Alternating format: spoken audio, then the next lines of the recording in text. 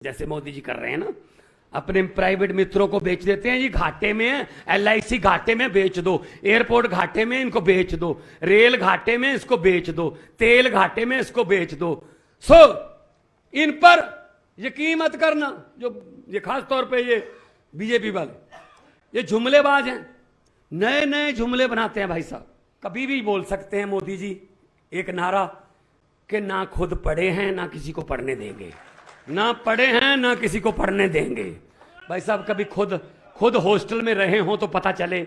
अब चौथी क्लास में तो होता नहीं हॉस्टल। 15 लाख की रकम लिखता हूं तो कलम रुक जाती है। काले धन के बारे में सोचता हूं तो स्याही सूख जाती है। हर बात ही जुमला निकली। अब तो यह भी शक है क्या चाय बनानी आती है। जो आता है बीजेपी वाला जुमले जुमले। बीजेपी वालों के साथ पता कितना लोगों ने अब विश्वास कर लिया है, इस बात का बीजेपी पर विश्वास कर लिया। ये झूठ ही बोल रहे होंगे। ये हो रहा है भाई साहब आपके साथ। 4.5 साल आपको लूटते हैं और आखिरी 2-4 महीने में आपको शगन देते हैं, खुश रहो, आशीर्वाद देते हैं बस। आज का दिन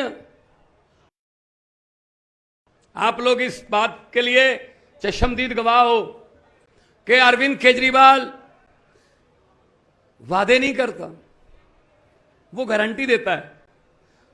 वादे तो करके मुकर जाते हैं लोग, गारंटी पूरी होती है। मैं ये कहना चाहूंगा कि जिस तरीके से गंगा उल्टी चल नहीं सकती, उसी तरीके से अरविंद केजरीवाल की दी हुई गारंटी बदल नहीं सकती। ये घर पे ले जाइएगा, संभाल के रखिएगा इसको। ये वो गारंटियां हैं जो ऐसी गारंटियां हैं जो ऐसे हवा में नहीं फेंकते हम। ये गारंटियां दिल्ली और पंजाब में पूरी करके आपके बीच में आए हैं भाई साहब। हम वही कहते हैं जो कर सकते हैं। जो कर सकते हैं वही लिखते हैं, वही लिखते हैं जो कर सकते हैं। सबसे पहले मुझे तो याद ही है, शिक्षा गारंटी सबसे पहली। दिल्ली में सरकारी स्कूलों का बुरा हाल था, पूरे देश में था। तो अफसर आए, अरविंद केजरीवाल जी को बोले इनको प्राइवेट में मर्ज कर देते हैं, ये तो जी अब खंडर बन गए हैं। तो केजरीवाल साहब ने मनीष सिसोदिया जी के साथ मिलकर फैसला किया कि नहीं, इन्हीं को ठीक करना है। और आज की डेट में दिल्ली के सरकारी स्कूल प्राइवेट स्कूलों से ज्यादा अच्छे हैं, बिल्डिंग में भी और रिजल्ट में भी और पढ़ाई में भी। कैसा कारनामा किया, कैसा कमाल किया अरविंद केजरीवाल ने। मुझे भी देखने का मौका मिला स्कूल को। मैं मेंबर पार्लियामेंट था, उस समय एमपी था, तो दिल्ली जाता रहता था। तो मुझे भी एक स्कूल में जाने का मौका मिला। सबसे अच्छी बात, जो लू कंडे खड़े करने वाली बात होती है ना, वो दिल को बड़ी अच्छी लगी कि दिल्ली के स्कूल में एक जज का बेटा, एक डीसी का बेटा और एक झुग्गी झोपड़ी वाले का बेटा एक ही बेंच पर बैठकर एक ही किताब पढ़ रहे थे।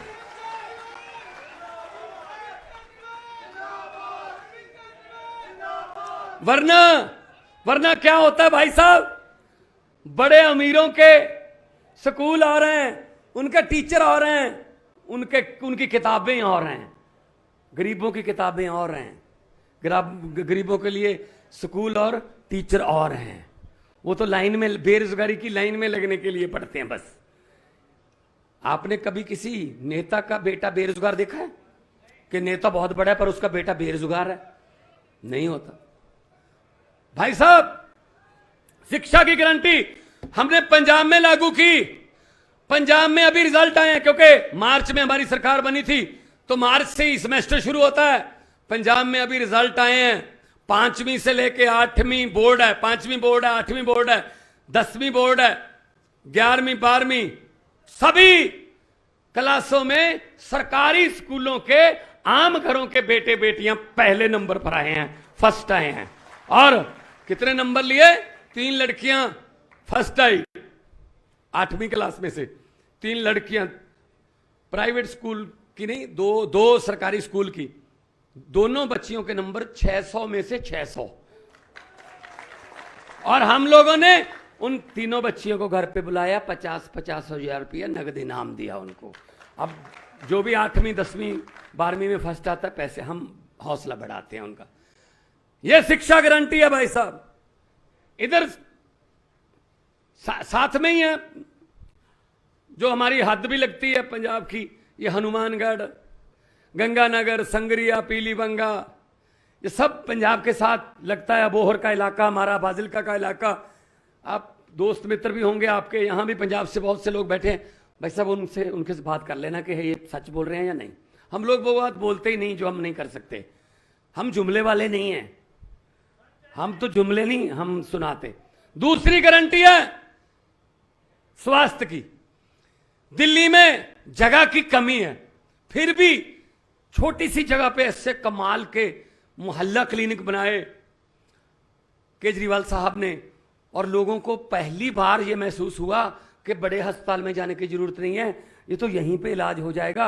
और स्कूलों और मोहल्ला क्लिनिकों को देखने के लिए बड़े बड़े राष्ट्र अध्यक्ष, उनके परिवार के मेंबर कह रहे हैं हमें दिखा दो दिल्ली के मोहल्ला क्लिनिक और दिल्ली के स्कूल।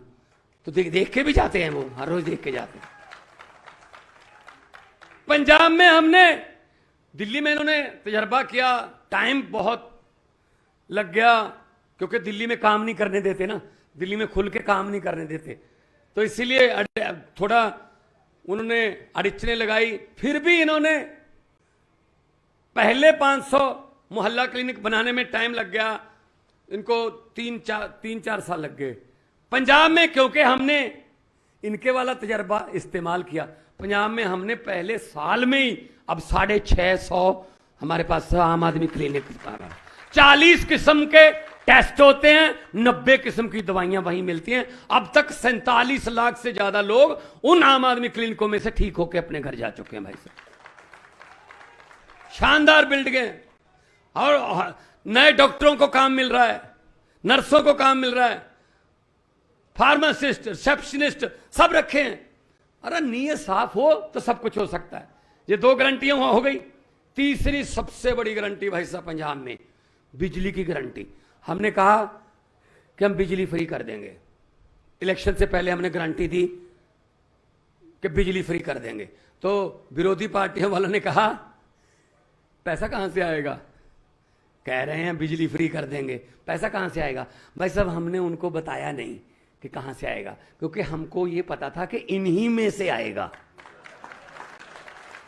तो हमने भ्रष्टाचारी पकड़ना शुरू किए। भाई साहब इतना पैसा मिला है उनके घरों से, नोट गिनने वाली मशीनें भी उनके घरों से मिली हैं।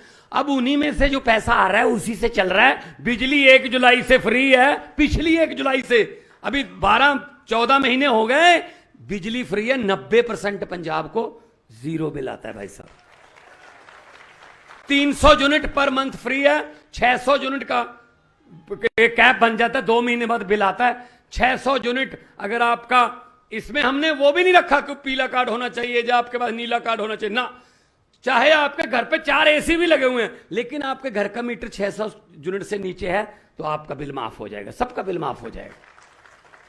और पंजाब में हमने क्या किया, बिजली कहां से आई हमारे पास, 2015 से झारखंड में पचवाड़ा एक जगह है, वहां एक कोयले की खान थी पंजाब की, वो बंद पड़ी थी क्योंकि इससे पहले वाले पिछली सरकारों वाले कमीशन खाते थे, महंगा कोयला कहीं और से लेते थे, अपनी कोयले की खान नहीं चलाते थे कि हम उधर से ले लेंगे, ये नहीं चलाएंगे। भाई साहब हमने आते ही उसका शुरू किया काम, मार्च में सरकार बनी, अक्टूबर में पहली ट्रेन भर के उस खान से हमारे थर्मल प्लांटों में पहुंच गई। अब हमारे पास बिजली है, बिजली।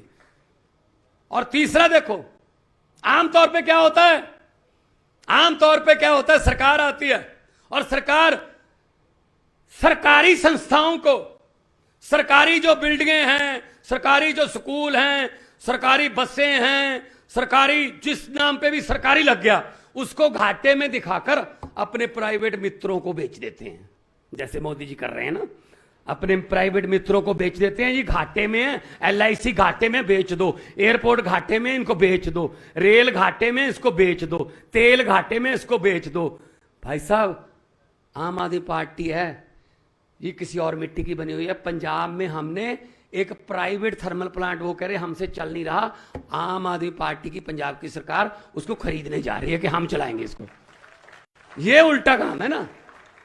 नीयत साफ हो तो बिजली की गारंटी, शिक्षा की गारंटी होगी।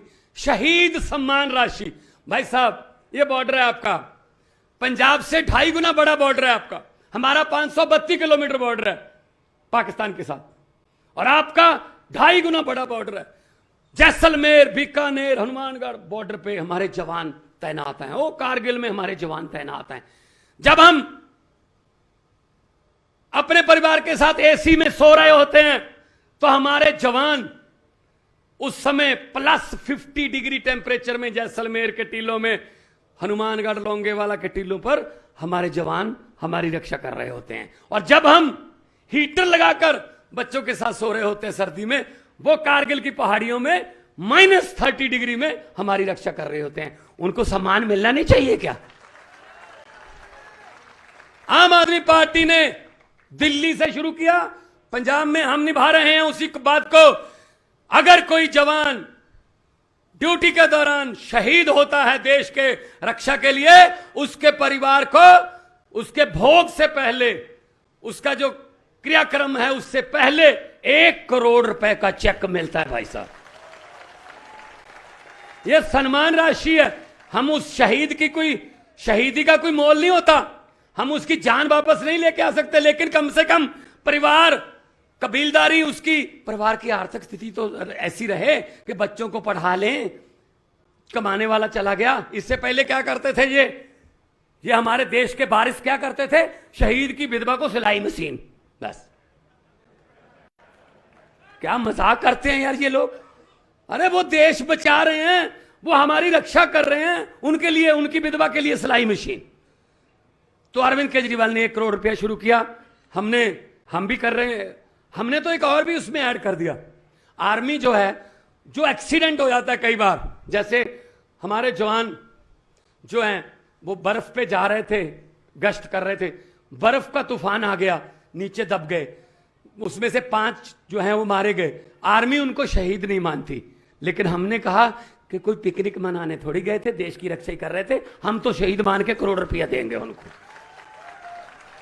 अभी 9 जवान मरे हैं अरविंद जी, वो ट्रक एक खाई में गिर गया था, 9 जवान मरे हैं देश के, 2 पंजाब के थे, बाकी और स्टेट के थे। हमने उन दोनों के घर में खुद जाकर मैंने 1 करोड़ रुपए का चेक दिखाया।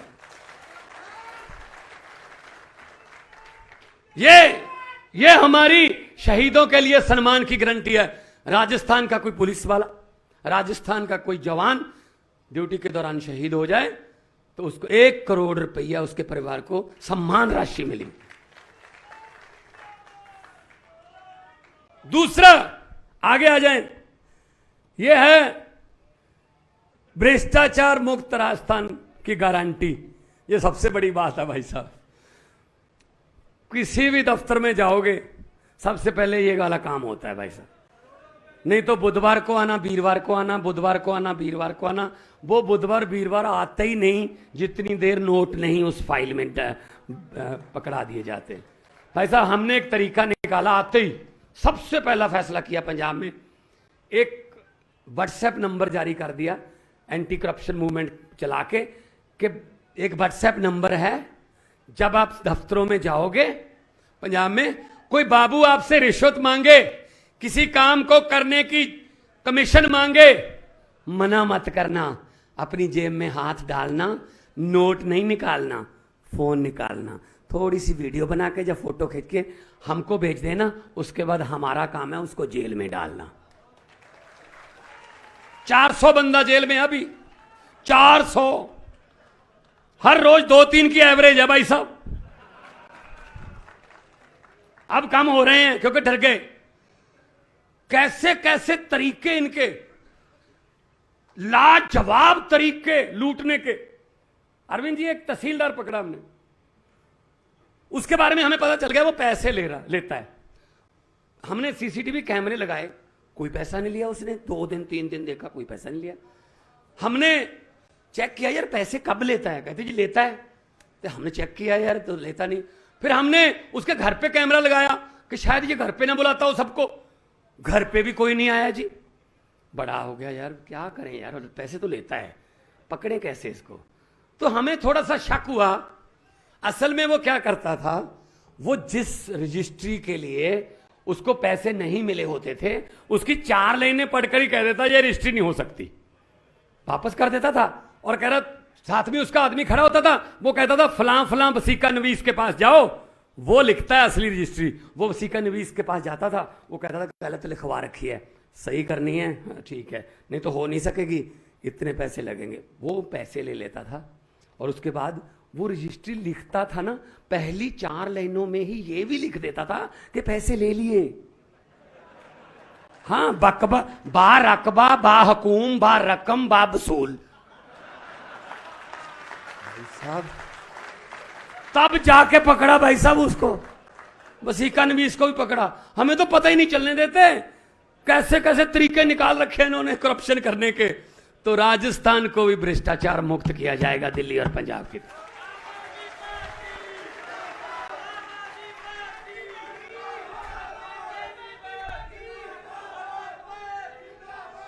बाकी कर्मचारियों के लिए, कर्मचारी वर्ग के लिए गारंटी, इसकी सबसे बड़ी एग्जांपल पंजाब है।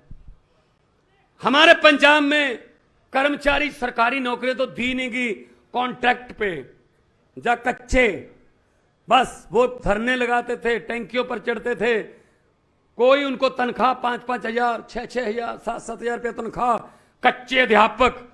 हमने कहा यार कच्चे तो घरों का रिवाज भी खत्म हो गया, अध्यापक कच्चे क्या होते हैं। हमने 12,710 अध्यापकों को उनके नाम के आगे से कच्चा शब्द हटाकर उनकी तनख्वाहों में 3-3 गुना वृद्धि करके 58 साल की उम्र तक उनको कोई हटा नहीं सकेगा। और हर साल उनकी पेंशन भी, अपना तनख्वाह भी बढ़ेगी और भत्ते भी मिलेंगे। और 35,000 मुलाजम हैं। हम अब तक 28,000 से ज्यादा को हम पक्के कर चुके हैं, कॉन्ट्रैक्ट पे नहीं है, अब वो सरकार का हिस्सा है, सरकार के लिए काम करते। और खुशी की बात यह है, आने वाले 2 दिनों में 8 तारीख को और 9 तारीख को हम 600 से ज्यादा, 700 के लगभग पटवारी और 560 पुलिस में सब इंस्पेक्टर, 8 तारीख को पटवारी, 9 तारीख को पुलिस के सब इंस्पेक्टर, ये इसी 3 दिनों में 1200 से ज्यादा नौकरियां इन 3 दिनों में हम दे देंगे, अगले आने वाले 3 दिनों। और एक आदमी मुझे मिला, मैं कहीं गांव में गया, वो दूध का काम करता था, दूध बेचने का काम करता था। उसने कहा जी मैं एक बात आपको बतानी चाहता हूं। मैंने कहा क्या? कहते जी मैं दूध बेचने का काम करता हूं, मेरे जो ग्राहक हैं वो कभी 3 महीने में मेरे पैसे देते थे, कभी 4 महीने में पैसे देते थे। अचानक क्या हुआ कि वो जब आपकी सरकार आई उससे कुछ महीने बाद वो हर महीने पैसे देने लगे मुझे दूध के। मैंने कहा भी आप तो 3-3 महीने मेरे पैसे नहीं देते थे, अब हर महीने पैसे कैसे देते हो? वो कहते जी कि आम आदमी पार्टी की सरकार ने बिजली का बिल 0 कर दिया, हमें 5-7 हजार रुपया महीना बिल आता था, वो बचने लगा है, हम लोग आपका पैसा देने लगे। जो कहां तक ये पैसा काम आता है भाई साहब। तो कर्मचारियों के लिए खास गारंटी कि उनको पक्का भी करेंगे, तनख्वाहें भी बढ़ाएंगे और सरकार में उनकी उन्नति तरक्की भी होगी। अभी हम रोज पंजाब में हर महीने में 3-4 बार मुझे जाना पड़ता है नियुक्ति पत्र बांटने के लिए, कभी किसी डिपार्टमेंट के। कभी एक लड़का आया, वो कह रहा जी इसी सरकार में इसी साल में ये मेरी 3री नौकरी है। मैंने कहा 3 नौकरियां कैसे? वो उन्होंने बताया अफसरों ने कि जी पहले इसने क्लर्क का एग्जाम दिया, उसमें मेरिट में आ गया तो ये क्लर्क बन गया, आपके हाथों से क्लर्क का इसने नियुक्ति पत्र लिया था। उसके बाद इसने पढ़ाई की, हेड क्लर्क का पेपर दिया, वो भी पास कर गया, आपके हाथों से ये हेड क्लर्क का ले गया था। उसके बाद इसने पढ़ाई की, अब ये एसडीओ बन गया, बिजली बोर्ड में लगेगा, आज एसडीओ का नियुक्ति पत्र लेने आया है। 1 साल में 3-3 मौके मिल रहे हैं भाई साहब, जहां 70 साल में एक भी नहीं मिलता था। तो ये गारंटी तो हमारी, हम काम करके आए हैं। दिल्ली में लाखों, 10 से 12 लाख युवाओं को नौकरी जी है, उसका प्रबंध किया रोजगार का अरविंद केजरीवाल जी ने। हालांकि इतनी एलजी ये वो करता है, केंद्र सरकार काम नहीं करने देती। इन पर यकीन मत करना, जो ये खास तौर पे ये बीजेपी वाले, ये जुमलेबाज हैं, नए नए जुमले बनाते हैं भाई साहब। अभी मुझे पता चला है कि जो हॉस्टल हैं कॉलेजेस के, यूनिवर्सिटियों के, जहां बच्चे रहते हैं पढ़ाई करने वाले हमारे युवा, हॉस्टल की फीस पर भी 12% जीएसटी लगाने जा रहे हैं। हॉस्टल की फीस पर 12% जीएसटी। इसका मतलब कभी भी बोल सकते हैं मोदी जी एक नारा कि ना खुद पढ़े हैं ना किसी को पढ़ने देंगे।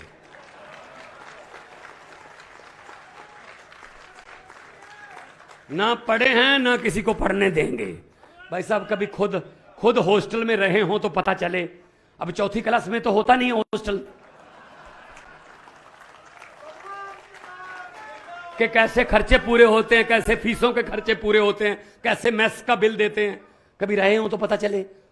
तो ये भाई साहब हर रोज, मैंने तो पार्लियामेंट में बोल दिया था, पार्लियामेंट में मैंने बोल दिया था, सामने बैठे थे मेरे सामने, मैंने कहा 15 लाख की रकम लिखता हूं तो कलम रुक जाती है। 15 लाख की रकम लिखता हूं तो कलम रुक जाती है। काले धन के बारे में सोचता हूं तो स्याही सूख जाती है। हर बात ही जुमला निकली। अब तो यह भी शक है क्या चाय बनानी आती है।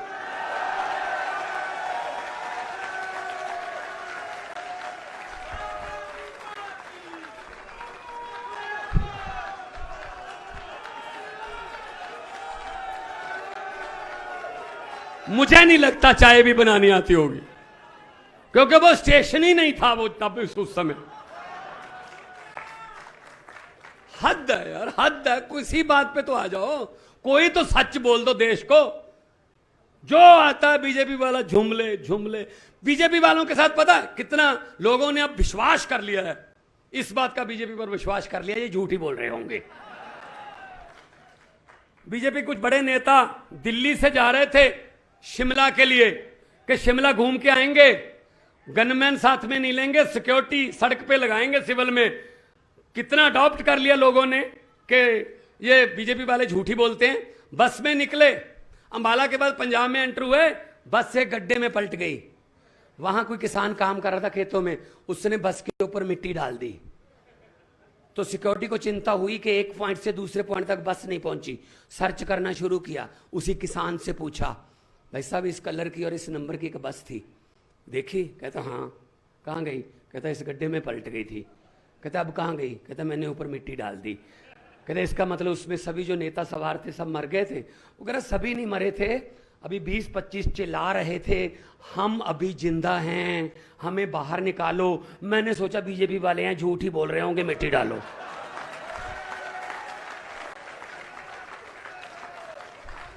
ये लोग ये भी यकीन नहीं करते कि ये जिंदा होंगे, ये झूठ बोल रहे होंगे। ये इतने झूठ बोले हैं इन्होंने। भाई साहब यही फर्क है आम आदमी पार्टी में और उनकी पार्टी में। हम लोग जो बोलते हैं भाई साहब सच बोलते हैं और करके दिखाते हैं। हमें हमारे नेशनल कन्वीनर ने बोला हुआ है, भगवंत 5 वादे करके 4 पूरे करोगे, लोग कहेंगे अभी कमी रहती है। 4 करके 5 पूरे कर दोगे, लोग कहते ये तो सोचा भी नहीं था यार, उससे भी ज्यादा कर दो। तो पैसा कहां से आएगा? ये सब पता है। इनकम टैक्स के कमिश्नर रिटायर हुए हैं भाई साहब। अरविंद जी इनकम टैक्स के कमिश्नर रिटायर नहीं हुए, नौकरी छोड़ी है। मतलब इनको पता है पैसा किधर से आता है, किधर को लेके जाना है, सब पता है, सब पता। तो इसलिए मैं कह रहा हूं इन पर यकीन मत करना। ये अभी आपको लॉलीपॉप देंगे, अभी सरकारें जो हैं आपको लॉलीपॉप देंगी, क्योंकि इलेक्शन का महीना आ गया भाई साहब। इलेक्शन के 3-4 महीने आ गए, बस ये लॉलीपॉप देने वाले महीने होते हैं। ये वो वाली बात है जैसे अभी 200 रुपए का सिलेंडर कम कर दिया ना, ये नहीं बताया कि बढ़ाया कितना था, ये बता रहे हैं कि कम कितना किया। एक किसी घर में शादी थी लड़की की, बहुत अच्छे जिम्मेदार थे, अच्छा पैसा था उनके पास, उन्होंने कहा शादी बड़ी करेंगे। उन्होंने बहुत बड़ा लड़की के लिए सामान इकट्ठा किया, बहुत आलीशान बेड, अलमारियां, टीवी, सोना, जितना भी बर्तन कि बेटी को देने हैं भाई शादी में, एक रात पहले, अगले दिन बारात आनी थी, एक रात पहले डाकुओं को पता चल गया कि इस घर में बहुत माल पड़ा है। डाकू आए, ट्रक लेके आए साथ में। भाई साहब, लड़की के परिवार को एक कमरे में बंद कर लिया, बाहर से कुंडी लगा दी, सारा सामान ट्रक में भर लिया। ट्रक में भरने के बाद डाकुओं के सरदार ने डाकुओं से पूछा, लड़की का परिवार कौन से कमरे में बंद है? वो कहते जी इस कमरे में बंद है। उस कमरे का दरवाजा खोला तो डाकुओं के सरदार ने कहा, किस लड़की की शादी है? वो बेचारी डरती डरती उठी, जी मेरी शादी है। डाकू ने अपनी जेब से 100 रुपए का नोट निकाला, उसको दिया, कहते बेटा आशीर्वाद देने आए थे, खुश रहो। भाई साहब, अगले दिन पुलिस आ गई। कोई भी लड़की के परिवार का मेंबर डाकुओं के खिलाफ FIR लिखवाने को तैयार नहीं हुआ। कहते घर भाई लूट के ले गए, लेकिन बंदे बहुत अच्छे थे, हमारी बेटी को 100 रुपया शगन दे गए। भाई साहब, ये हो रहा है भाई साहब आपके साथ। 4.5 साल आपको लूटते हैं और आखिरी 2-4 महीने में आपको शगन देते हैं, खुश रहो, आशीर्वाद देते हैं। बस ये बात याद रख लेना, ये बात याद रख लेना। तो जहां गारंटियों की बात आती है वहां केजरीवाल का नाम आता है। अब तो दूसरी पार्टियां भी हमारी तरह गारंटियां कहने लगे हैं। गारंटियां, तो गारंटी का मतलब हमारे वाली कोई गारंटी है ना, वो पक्की गारंटी है, क्योंकि हम 2 स्टेट में करके आए हैं। दिल्ली आपके बिल्कुल बगल में, वहां से पूछ लेना, और पंजाब आपके उधर मेरे साइड गंगानगर हनुमान साइड पे है, हनुमानगढ़ साइड पे है, वहां से पूछ लेना। पंजाब के लोग यहां बैठे हैं, इनसे पूछ लेना कि